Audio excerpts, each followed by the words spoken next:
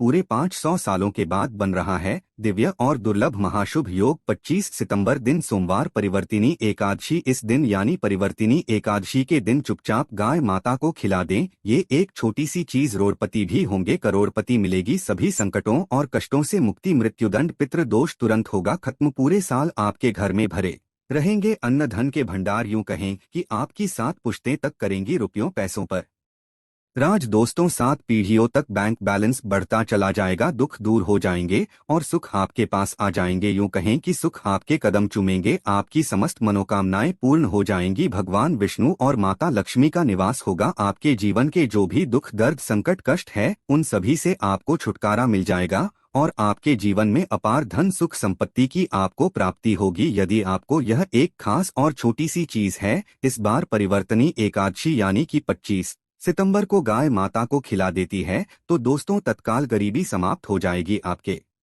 जीवन से और आपके जीवन में आपको अपार धन सुख संपत्ति की प्राप्ति होगी। तत्काल गरीबी समाप्त होकर 7 पीढ़ियों तक बैंक बैलेंस की कमी नहीं होगी। इतना शुभ संयोग है, 7 दिनों तक के लिए लाभ मिलेगा यदि आप इस एक खास और महत्वपूर्ण चीज को गाय माता को खिला देते हैं। 25 सितंबर यानी परिवर्तनी एकादशी के दिन भगवान विष्णु और माता लक्ष्मी की तो कृपा प्राप्त होगी। भगवान विष्णु जी माता लक्ष्मी प्रसन्न होंगे ही होंगे और साथ ही साथ 33 कोटि देवी देवताओं को धारण करने वाली गोमाता की भी कृपा आपको प्राप्त होगी। इतना दुर्लभ संयोग है, इस बार परिवर्तनी एकादशी के दिन पूरे 500 वर्षों के बाद ऐसा योग बना है। आपको बता दें, सुकर्मा योग, सर्वार्थ सिद्धि योग, रवि योग जैसे 4 शुभ योग है इस बार परिवर्तनी एकादशी के लिए। तो दोस्तों, कौन सी खास चीज है जो कि आपको इस बार परिवर्तनीय एकादशी के दिन गाय माता को जरूर खिलानी चाहिए, जिससे जीवन के तमाम दुख दूर हो जाते हैं और सुख व्यक्ति के पास आ जाते हैं,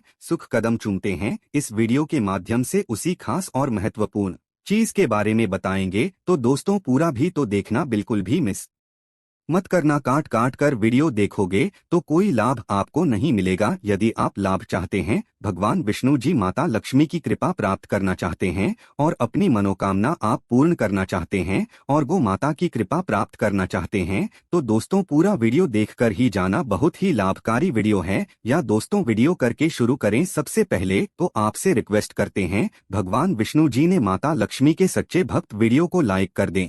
सबसे पहले और सच्चे दिल से एक कमेंट्स में जय श्री विष्णु, जय महालक्ष्मी, जय गो माता वशालिनी, जिससे आपकी समस्त मनोकामनाएं पूर्ण हो जाए। और दोस्तों, जहां पैसे ज्यादा, वीडियो को शेयर जरूर करना जैसे कि और लोग भी इस वीडियो के माध्यम से लाभ उठा सकें। दोस्त, आपको बताना चाहेंगे कि हिंदू धर्म में एकादशी का विशेष महत्व होता है। हर साल कुल 24 आती है। हिंदू पंचांग के अनुसार भाद्रपद मास के शुक्ल पक्ष की एकादशी तिथि को परिवर्तनीय एकादशी कहा जाता है। इस साल परिवर्तनीय एकादशी 25 सितंबर दिन सोमवार को है।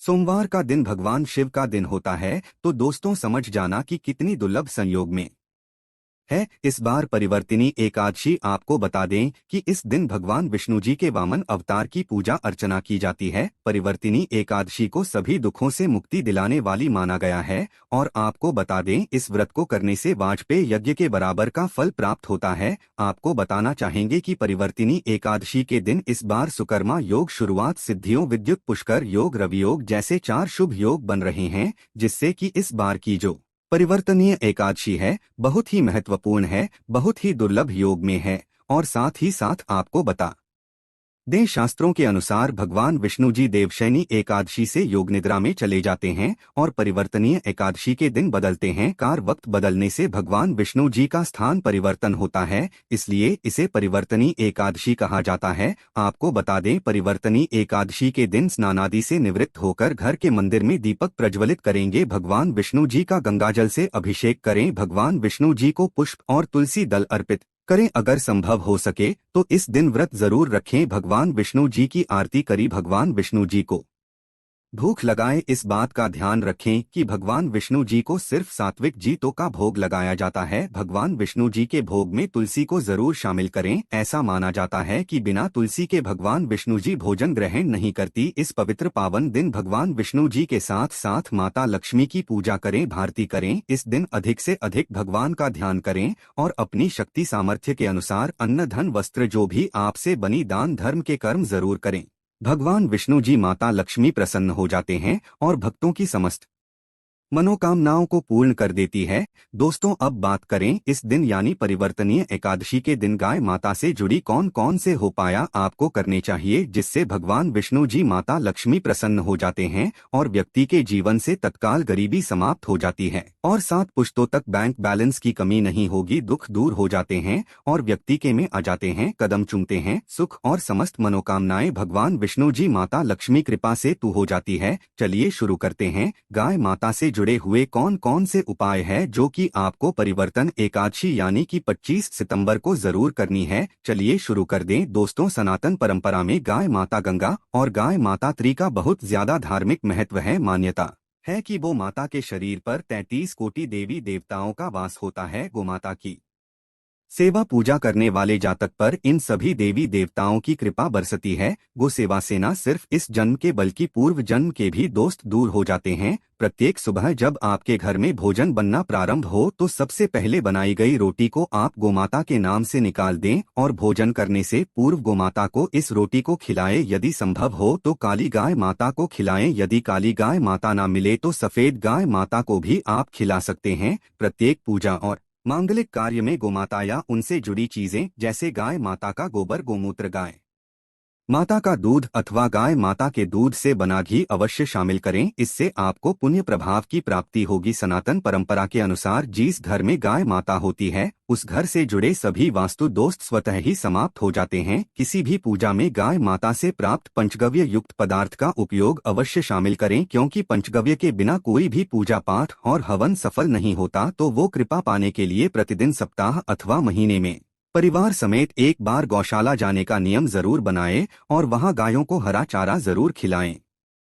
इससे आपको शुभ फलों की प्राप्ति होगी और साथ ही साथ सेवा और गो पूजा से 9 ग्रह शांत हो जाते हैं और इनसे जुड़े 200 का निदान हो जाता है। गर्मियों में गोमाता को पानी पिलाएं और सर्दी में गोमाता को गुड़ अवश्य खिलाएं। ध्यान रखें कि गर्मियों में गाय माता को गुड़ न खिलाएं। अनेक देवी देवताओं को अपने शरीर पर धारण करने वाली गोमाता से जुड़े कई शुभ और अशुभ संकेत भी होते हैं। मसलन गाय माता का दूध आते समय यदि गाय माता ठोकर मार दे और सारा दूध बिखर जाए तो अपशगुन होता है। यदि कोई यात्रा पर निकल रहा हो और गाय माता अपने बछड़े को दूध पिलाती सामने आ जाए तो निश्चित रूप से जिस यात्रा के लिए आप निकले हैं वे यात्रा आपके लिए अवश्य ही सफल होगी और वह काम जिसके लिए आप निकले हैं वे अवश्य ही पूर्ण होगा। यात्रा पर जाते समय बाईं ओर गाय माता की आवाज आना और रात्रि में गाय माता की हुंकार करना भी शुभ होता है। दोस्तों, सत्य साथ गाय माता के साथ आप भूल कर भी ये काम न करें, अन्यथा मिलता है घोर नरक और जीवन भर की परेशानियां। जय दोस्तों, गाय माता को राष्ट्रीय पशु बनाए जाने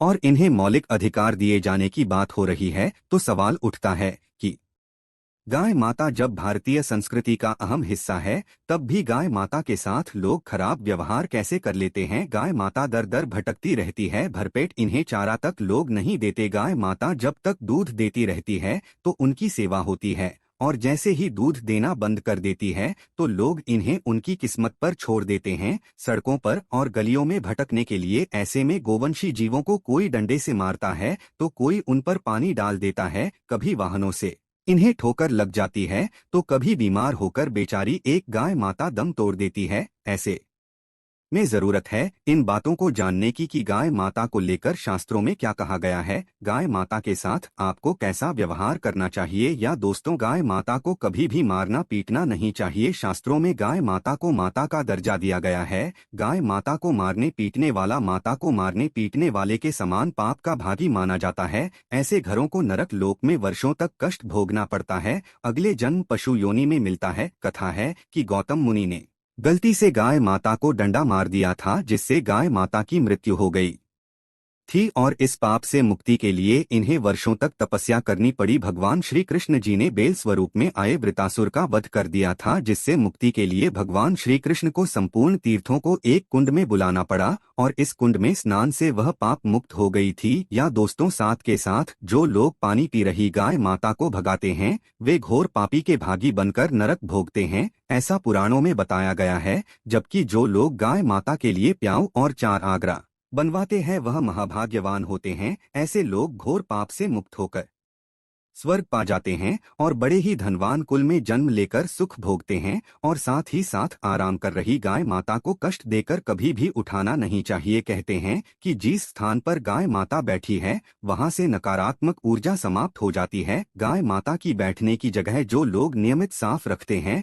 वे पूर्व जन्म में किए गए जाने अनजाने में बापू से मुक्ति हो जाते हैं और गोलोक में स्थान पाते हैं। गाय माता को डंडा मारकर उठाना, पानी डालकर उठाने से मनुष्य पाप का भागी बनता है और अगले जन्म में उसे दर दर भटकना पड़ता है। और साथ ही साथ शास्त्रों में बताया गया है कि गाय माता का दूध उसके बछड़े के लिए होता है। गाय माता के सी बचा हुआ दूध ही मनुष्य को लेना चाहिए, लेकिन कुछ लोग एक बार गाय माता को टूहू लेने के बाद फिर से बछड़े के लिए बचा हुआ दूध भी दूह लेते हैं। ऐसा करना घोर पाप कहा जाता है। ऐसे दूध को दुखाने वाला और ग्रहण करने वाला दोनों ही पाप की भागी बन जाते हैं। दोस्तों, साथ के साथ शास्त्रों में कहा गया है कि गोवंश यानी गाय माता और बैल के बीच पर नहीं बैठना चाहिए। इनके पीठ पर बैठने से महापाप लगता है। ऐसे लोगों को नरक की यातना भुगतनी पड़ती है। एकमात्र महादेव के अंश के उत्पन्न नंदी ही गोवंशी है, जिस पर स्वयं महादेव और महादेवी सवारी करती है, क्योंकि नंदी ने स्वयं अपनी एक सा से महादेव की सवारी बनना स्वीकार किया था। और साथ ही साथ शास्त्रों में गाय माता के दान को बहुत ही महत्व दिया गया है,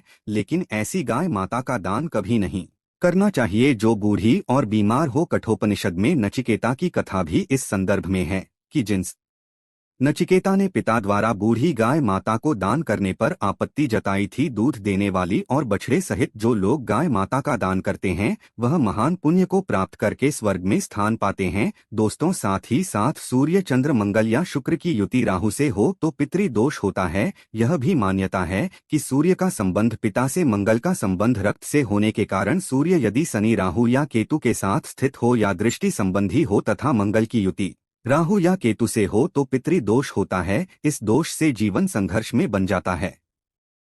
यदि पितृदोष हो तो गाय माता को प्रतिदिन या किसी भी एकादशी को या किसी पूर्णिमा के दिन या अमावस्या को रोटी, गुड़, चारा आदि खिलाने से पितृदोष से समाप्त हो जाता है। साथ ही साथ देसी गाय माता की पीठ पर जो होता है वे बृहस्पति गुरु हैं। आठ जन्मपत्री में यदि बृहस्पति अपनी नीच राशि मकर में हो या अशुभ स्थिति में हो तो देसी गाय माता के इस बृहस्पति भाग एवं शिवलिंग रूपी उबड़ के दर्शन करने चाहिए। गुड़ तथा चने की दाल रखकर गाय माता को रोटी भी दें, इससे आपको शुभ फलों की प्राप्ति होगी। और साथ ही साथ यदि आप रास्ते में जा रहे हो और सामने से गौ माता आती हुई दिखाई दे तो गौ माता को आप अपनी दाहिनी ओर से जाने देना चाहिए। आपकी यात्रा अवश्य ही सफल होगी। और साथ ही साथ यह संकेत भी जान ले, यदि आप यात्रा पर जा रहे हैं और सामने आपके गाय माता पड़ जाए अथवा अपने बछड़े को दूध पिलाती हुई सामने गाय माता दिखाई दिए जाए तो समझ जाना कि वह यात्रा आपके लिए अवश्य ही सफल होगी। और साथ ही साथ जिस घर में गाय माता होती है उसमें वास्तुदोष स्वतः ही समाप्त हो जाता है।